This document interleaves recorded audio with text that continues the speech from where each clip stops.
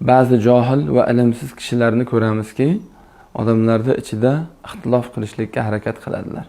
Xalqimiz 100 yillardan buyon amal qilib kelayotgan ishlarda fitna chiqarishlikka harakat qiladilar.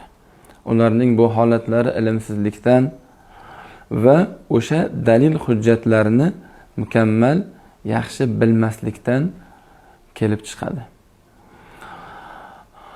Alloh taolo Qur'oni Karimda Anfal surasida Allohga va uning rasuliga itoat qiling, o'zaro nizolashmang.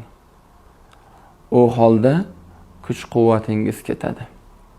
Zaif bo'lasiz. Sabr qiling, albatta Alloh sabr qilguvchilar bilan birgadir. Mana bu oyat karimadan ko'rishimiz mumkinki, demak, insonlarda o'rtasidagi aloqalarni, insonlarning e'tiqodlarini zaiflashligiga, ularni kuch-quvvatdan qolishligiga asosiy sabab bu ularning o'rtasida bo'ladigan tortishuv, ixtiloflar bo'lar ekan.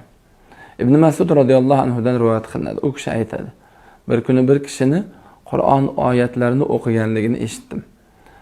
Men bu oyat karimani Rasululloh sallallohu alayhi vasallamdan boshqacha holda eshitganman. Bu kishini payg'ambar alayhisalomning oldilariga olib bordim. O bo'lgan voqeani hammasini aytdim. Shunda Rasululloh sallallohu alayhi vasallam yoqtirmaganliklarini sezdim. O kishi aytdilarki, ikkovingiz ham to'g'ri o'qigansiz, to'g'ri qilgansizlar. Ixtilof qilmanglar.